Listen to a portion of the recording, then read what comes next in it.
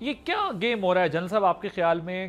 اطلاعات یہ آئیں کہ اتفاق کرتا نظر آیا، پھر کابل سے انسٹرکشنز لی گئیں، وہاں سے چیزیں چینج ہو گئیں، اور کتنا جس طرح ابھی بات کر رہے ہیں کہ کتنا کوئی اختیار یا کنٹرول افغان طالبان کے پاس ہے اس معاملے میں کہ وہ اس معاملے کو کنٹرول کر سکیں، خوست بختیہ سے کر سکیں، دیگر اپنے ایریا سے کر سکیں جہاں پر وہ آپریٹ کرتے ہیں. اس ساری سچویشن میں گیم کیا ہو رہا ہے؟ اگر وہ وہاں جا کر بھی اگری نہیں کر پا رہے تو کیوں نہیں کر رہے؟ ریزن کیا ہے؟ جی بسم اللہ الرحمن الرحیم. عادل صاحب thank you for the invite اور ڈاکٹر چیمہ صاحب کو بھی میرا بہت سلام. اس کے 4-5 عوامل ہیں جی. نمبر 1 ہم دیکھتے ہیں کہ ایک سٹرکچرڈ ڈائیلاگ تو ہو نہیں رہا کسی سٹرکچرڈ کنٹری کے ساتھ. تو we are conducting a dialogue with non state actors جن کا اپنا ایک ایٹیٹیوڈ ہے. اب ان نان اسٹیٹ ایکٹرز کا جو ماضی کا ٹریک ریکارڈ ہے جس پہ انٹرنیشنل پاورز بھی شامل ہیں، بگ پاورز، امریکہ کا جو دوحہ کا ایکارڈ ہے جی، اس کی کوئی ایک چیز انہوں نے فلفل نہیں کی ایون ود ریٹن. تو ایک ایٹیٹیوڈ ہے. میں تو لوگ بڑے پریشان ہو رہے ہیں کہ ریٹن وہ سائن نہیں کرنا چاہتے، کمپلشن آ جائے گی. یہ موریلٹی وغیرہ یا جو ایک اسٹرکچرڈ اسٹیٹ کی موریلٹی ہوتی ہے وہ یہاں پہ تو ہے نہیں جی.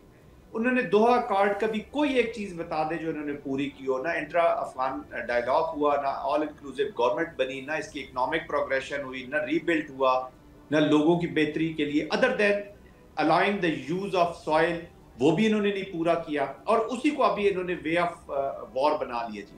افغانستان کے اندر ابھی جس طرح ڈاکٹر چیمہ صاحب کہہ رہے تھے، انہوں نے مجھے اپیرنٹلی لگتا ہے جی کہ ایریاز بانٹ دیے ہیں for having a larger control on Afghanistan, not having a larger control شوئنگ کہ ہمارا کنٹرول ہے ٹو دا ورلڈ. انہوں نے ایریاز بانٹ دیے ہیں مختلف کمانڈرز کو، مختلف دھڑوں کو، کہ جی آپ وہاں پہ بس اپنا کنٹرول رکھیں اور شو یہ کریں کہ جی ہمارا سینٹرل کنٹرول ہے، which is not at all there جی. مختلف لوگ ہیں امپلیمنٹ کر رہے ہیں. ابھی یہ جس طرح آ رہی ہے 3 دفعہ یہ ڈرافٹ تیار ہوا ہے جی ان دوحہ. اور جو پاکستانی جو شہاب صاحب جو لیڈ کر رہے تھے انہوں نے تیسری دفعہ تو یہاں تک کہا کہ جو اطلاعات ہیں وہاں سے کہ جی اسلام میں بھی جو 3 دفعہ ایک چیز ہو جاتی ہے تو اس کو فائنل، تو انہوں نے کہا جی ہم اس کو فائنلی سمجھ کے، بالکل ہم بھی اسلامک پوائنٹ آف ویو سے کہہ رہے ہیں کہ یہ فائنلی سمجھیں. پھر وہ جاتے ہیں انسٹرکشنز لیتے ہیں.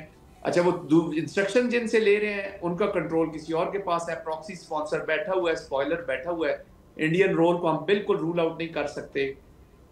معاہدہ اور نو معاہدہ. عادل عباسی صاحب یہ معاہدہ سائن کرتے یا نہ کرتے، پاکستان کو اپنی آپشنز ایکسرسائز کرنی پڑے گی. پاکستان کو کولیشنز بنانی پڑیں گی.